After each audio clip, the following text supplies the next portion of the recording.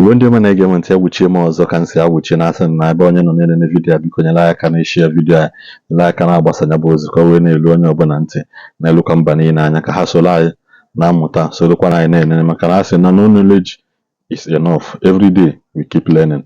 Biko na vidiyo na nwa na-esekuleti na efere mgbe na akwụkwọ nna anyị nwoke na-asịkwa na ọ bụrụ na ọ dị happy na ihe mere akwụkwọ, but he's trying to pass a message because na Igbo anyị na-ewere aka ha kpata nkụ ahụhụ dị na ya.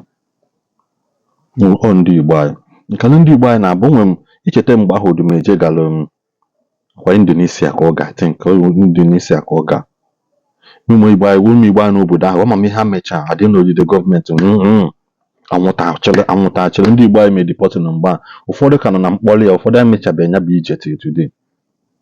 Ụfọdụ that ije ahụ become the source of their pain till today. Because I know so many people are in prison. I'm some videos be circulate when the man has okay Odumeje abịa na see because see your ya ka ma no yokuko ka happen some people. Igbo anyị na-akpata nkwa ahụhụ dị na whereby na ike na mmadụ ya emecha ihe ọpụta oyi emechi ọnụ ya ọ na-efesa ego nna gịnị icheta mgbe anyị pere mpe Tantalite wuru mgbe a Igbo anyị ji cast anya bụ update Tantalite ọ bụrụ na echeta ya nwe ndị jụọ ikwu nya bụ okwu onwe ndị ya aghọta ya. Tantalite I could remember then APM is tempe but him go with uche ụmụazị Igbo anyị cast anya bụ update. South Africa kwa Igbo anyị mebili eziokwu Igbo na mba niile mana onwe ndị anamụhụ na ara ka ọ bụ agwụ n'isi na be ha solo ha bịa Nigeria gbagote ebe ha nọ. Dubai na-enye ihe eji Dubai ezu ike iji dị ya photocopy everything. Ndị ọcha will not even ask you who are you as long as you're in Nigeria anwụta gị nwụna. A na-eme ihe a na-efesasị ego na-ekwu ihe a na-ekwesịghị ikwu na efere mgbe adịnụdị esi na ana-ama ọkụ mmadụ which is not nice. Onweghị onye a na-ama ọkụ mana okwu a na-asị na na-eji isi ahụ mara ka nsị ya adị. Biko geenụ nwanne anyị nwoke anụ ntị ka unu ghọta ihe ọ na-ekwu na vidiyo ya. Yeah, good morning, good afternoon, good evening, depending your location. Some persons here they misunderstand my post, and I don't think Nambo maybe somebody na pata say can kugidom mad. No, I don't make such a thing. You understand? I don't support violence, and I don't support kugidom mad. No, I don't do that. So people misunderstand my posts. Because for one I want to clear the I want to clear some certain things so that you understand it. Because in my comment section, a lot of things people did there, and I will begin to think maybe is it that these people are against or is it that this is just what they want to do or what they want to say? You understand? So the reason why I'm here today now can clear the I never said Ndi happy for Ihemelu Akwa Okotuwake Oba. I never said something like that. And I never mocked him. He's my own brother. He's an Igbo guy. He has Igbo blood in him. The only thing they could hear about that, Igbos are the people, are the problem to their own selves. And I have reasons of saying it. When you are coming on social media or on social media platforms, now brag over your luxury things and maybe expensive cars, houses, and all that. Now spread ego up and down. My brother, what do you think? What do you think? Igbos are not the only people making up Nigeria. I believe Nigeria is consists of so many so many religious, ethnics, and a lot of persons. You understand? Nigeria is mixed. So, but these people called Igbos are the problems to their own self.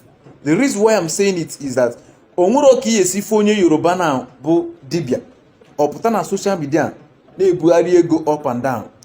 Now agwago ego na make in a day or na agwagi na ego siga uno houses na ego sigi nka na-egosi gị nke a na-egosi gị nke a ojo occasion o buru ego na moto. Yoruba man cannot do it. Hausa man cannot do it. They can't come out on social media and be bragging, saying a lot of things, or even saying things that they cannot do. You understand? So you people should stop misunderstanding my video. The video I made past. You people should not stop misunderstanding it. I am not in any way mocking him. I am not in any way, supporting evil, or I am not in any way happy that my brother got kidnapped. No. The only thing I'm saying here is for our people to be, for our people to take cognizance of what they say on social media. It's very important, so that you'll be guided, so that people will learn from. Because makandi na say no bro now nke kwesiri na-ekwu such kind of thing. My brother, ihe me ka okwu ji apụta. Ihe me ọ bụ na something like this emero, you will not see so many things arises on social media. You understand? And meanwhile, we na-ewepụta onwe gị on social media, ịbụ a native doctor na-apụta on social media, or n'ịbụ an individual, or n'ịbụ nka or whatever you are, whoever you are, and man na-apụta on social media na-ekwu okwu. My brother, if you have problem, people will talk about it. You can't seal people's mouth to talk about it. A lot of persons will say good things about it, about you. So many persons will still defend you. So many persons will still mock you. Even the ones that you have helped, they can still mock you. You understand? So, upon a madu make video na social media, try to listen to the person first. First, before you begin to say your mind, before you begin to insult the person, before you begin to say whatever you have in your mind. Yes, Akwoka is our own brother, and he will come back safe and sound. Do you understand? But we want our Igbo native doctors to learn from this. Most especially the people I'm pointing at is all these our Igbo native doctors. Let them pipe low. I am not envy of that. I am not jealous of it. Lie low. Stop bringing out yourself. Stop bringing yourself to the social media to tell the world that you have this, you have that, you are this, you are that. No. You have a problem. It's a problem. The world are watching you. You are not your only Igbo brothers that are watching you. Other ethnics, other religions are watching you. Even people that doesn't believe in what you are doing, they are still watching you. Even people that are not Igbos are watching you. That is the reason why I said Igbos are the problem to their own selves. Let us learn how to hide ourselves. Let us learn how to pipe low. Let us learn how to at least, package ourselves. Somebody got put on an occasion like this. Ibule go na bari. They spread they go anyhow. Kine spread, kine brag. You go to motor today, you bring it to social media. A native doctor. As in can join Ndi Igbo by itself. All these our Igbo native doctors. Have you people forgotten that you are supposed to be busy in your Shayan and not on social media? Some of them are video self Babafa na social media, turning our this thing, our culture and tradition upside down. It is very bad. So what I'm saying in essence, please, you should stop misunderstanding my post. I made that post for our Igbo native doctors, for them to learn from this now, from this situation of Akwa Okotiwarake. Kahamuta here from there. Most of them are good. Yes. I don't doubt that. I don't deny that fact that most of them are philanthropists. Most of them have helped a lot of people. Most of them have changed a lot of lives. But please, hide yourself. Don't come out on social media to brag of anything. Can you use our sense as an Igbo person?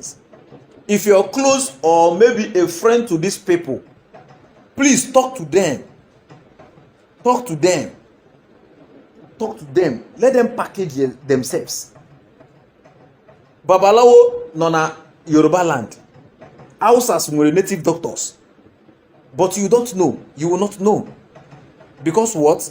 Even most of Hausas native doctors or Yoruba native doctors, I can proudly tell you that some of them are even richer than our Igbo native doctors.